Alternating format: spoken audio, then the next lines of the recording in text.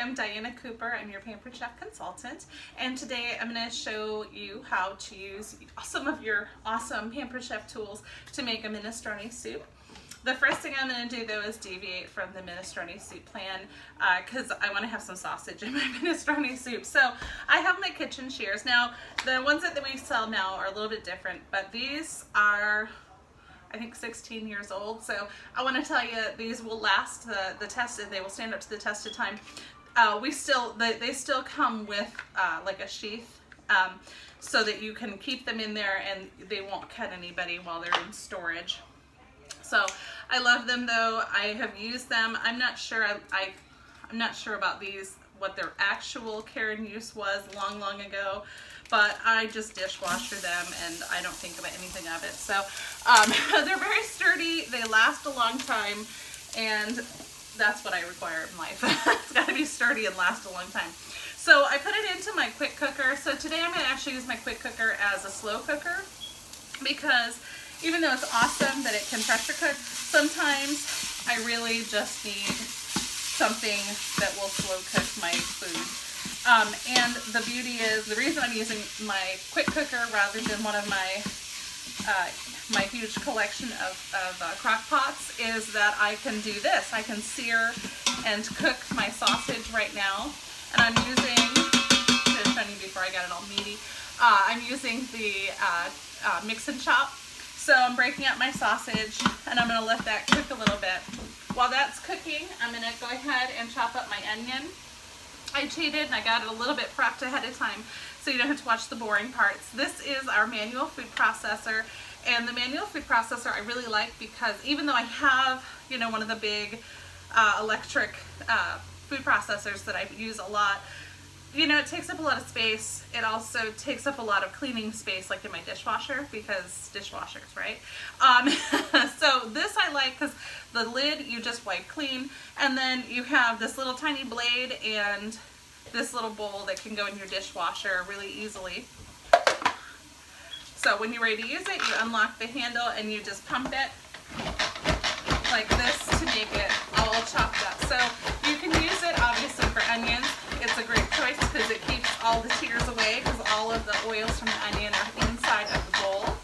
You can use it for peppers. You can use it for, you know, any of that kind of fun savory stuff. But if you like to make muffins and breads, coffee cakes, things that use like streusel, you can do a streusel topping in here and save yourself having to use the pastry cutter. And you can also use it for nuts. So last night my daughter made us brownie bites in the brownie bite pan, and she threw some chopped nuts in there, and so she used this for the nuts. Alright, so now I'll show you the little tiny blade since I'm ready to go to the next step. So we've got this little tiny blade and it's totally dishwasherable, so I'll just throw that in the dishwasher when we're all done. There we go. Get my onions in there. Mix and chop some more. And usually when it's searing, the edges of the quick cooker really actually don't get that hot. So you can just hold it with your bare hands. After it's been used though for pressure cooking or for slow cooking, you definitely need to use your little oven mitts or pot holders of some sort because you will burn your fingerprints right off. So don't do that. Don't blame me for it.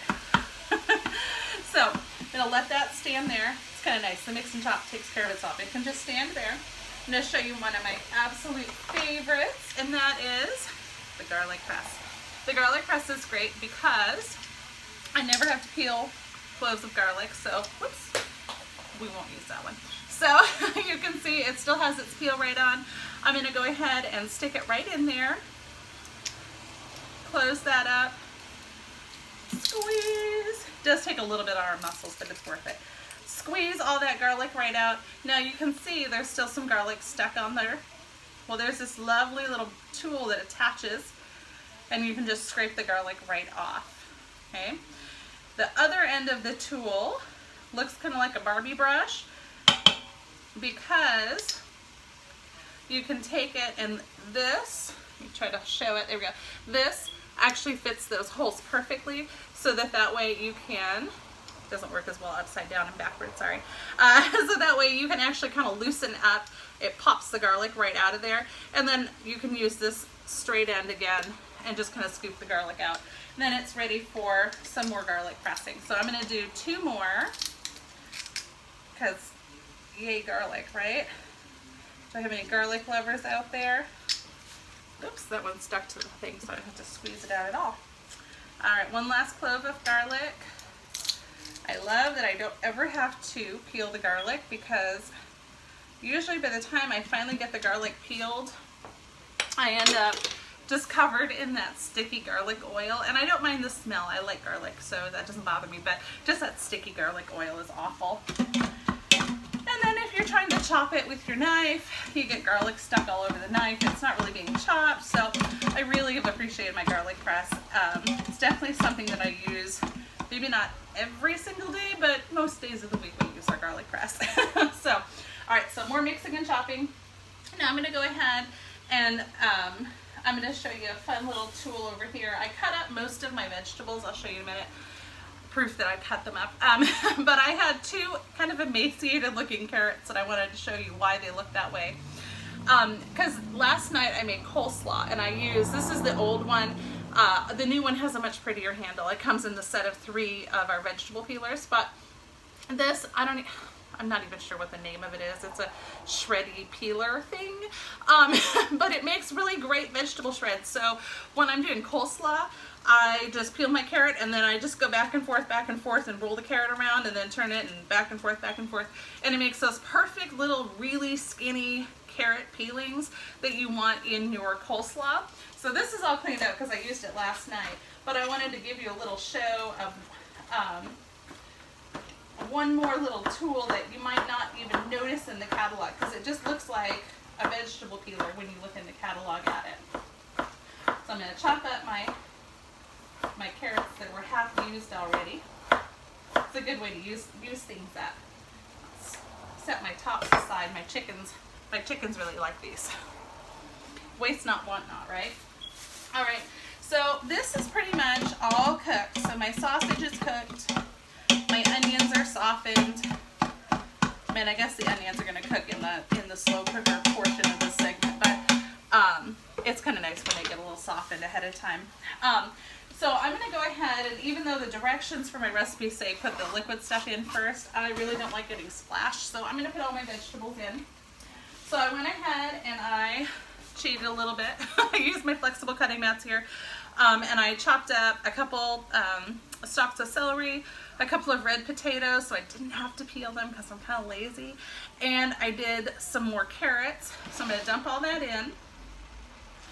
And then they call for broth, but again, I'm a cheater, so I use this. This is my favorite. I get it from Costco for really cheap, and I don't actually measure it. I just take kind of a scoop out and just stir it right in. If you buy it from the grocery store, it's way more expensive, so measure it. But anyway, this is my favorite. I think America's Test Kitchen rated this #1, but it's awesome because it's just cheap from Costco. Anyway, I'm going to go ahead and I'm going to add 4 cups of water in because that is the liquid component of the broth. So now I have a broth. I'm going to go ahead and I'm going to throw in some V8. The only reason I would buy V8 is definitely for soup. I'm supposed to do 3 cups of V8, so I'm going to use the Easy Read measuring cups here. I'm so excited with these. I just got these. It is truly all I dreamed they could be. So there's a set of them, and I got myself a bonus, one of the mini ones, because they're so cute. So the smallest one will measure 4 tablespoons up to a 1/4 cup, and it actually also has like the milliliter markings on there. Then we have the next one up is a 1 cup, and then we have a 2 cup one, and then the one I'm using here is the 4 cup measurer. So there we go, 3 cups of V8. Do y'all drink V8? I guess they're good for Bloody Marys, right? But does anybody drink V8? Go ahead and chime in. Tell me, what else do you use V8 for? I use it sometimes for beef stew, but what else? Why else would I want V8? help me use the rest of my V8. Then I'm going to go ahead and I'm going to throw in some Italian diced tomatoes. And then I've got a couple of basic seasonings. So I'm going to throw in a couple of bay leaves. And I have my Italian seasoning. And yeah, in a family of 8, I really do go through this much Italian seasoning pretty fast. I'm going to use the adjustable measuring spoon, and this is the big one. So it does everything from a teaspoon and a half, 2, 2.5, all the way up to 3 teaspoons or a tablespoon. And I'm going to do a tablespoon of Italian seasoning in there. And then I'm going to use the smaller adjustable measuring spoon, and I'm going to do, what is that? A teaspoon of salt. So that's the whole thing. This is a teaspoon. And this is my daughter Lucy, by the way. And she's my kitchen helper. That is a zucchini. We forgot to go check our zucchini plants. And I'm going to do a half a teaspoon of pepper. So I'm just going to go ahead and I'm going to slide it to a half. And I'm going to do a half a teaspoon of pepper. Oh, maybe a little bit more. I was a little shy there. All right. This measuring spoon actually is pretty surprising. It goes all the way down to 1/8 of a teaspoon. So it's really tiny.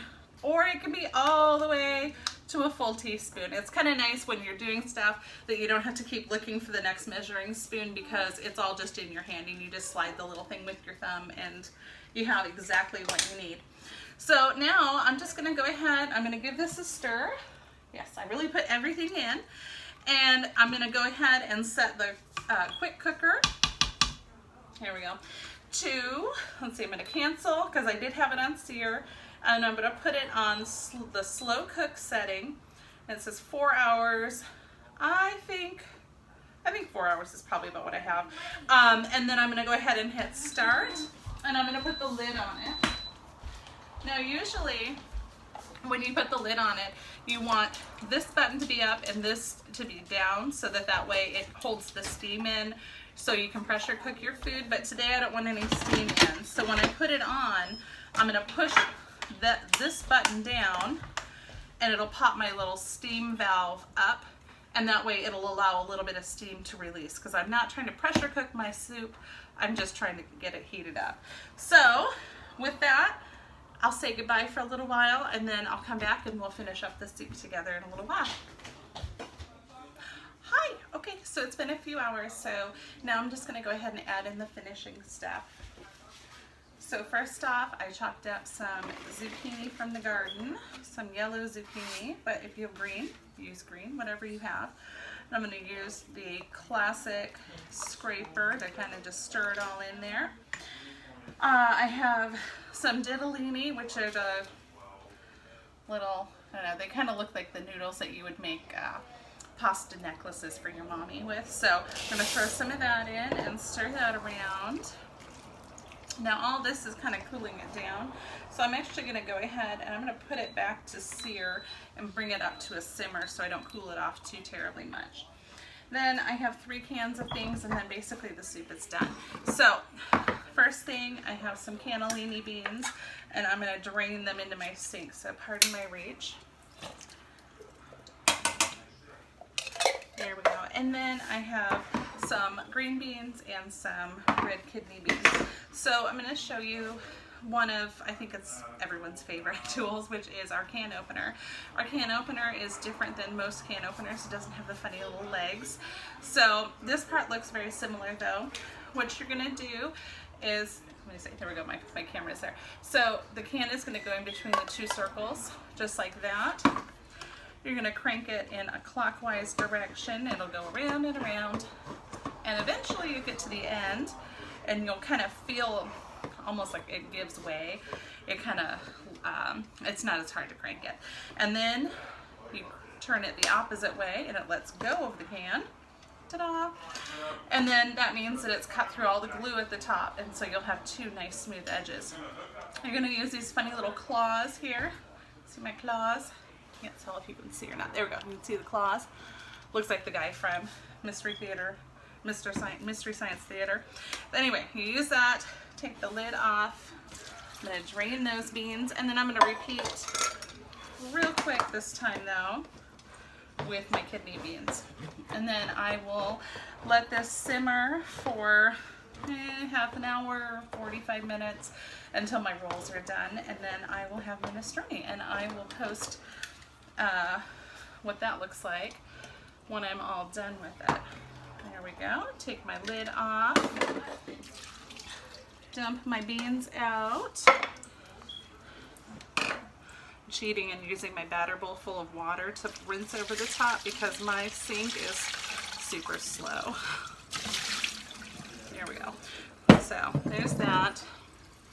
I'm gonna just dump that in, stir it in, and then like I said, we'll just let it cook until the noodles are tender, and then I'll show you what it looks like in the very end. And here is the minestrone soup. So just as easy as that. You can sprinkle some cheese on top and it's all done. Enjoy!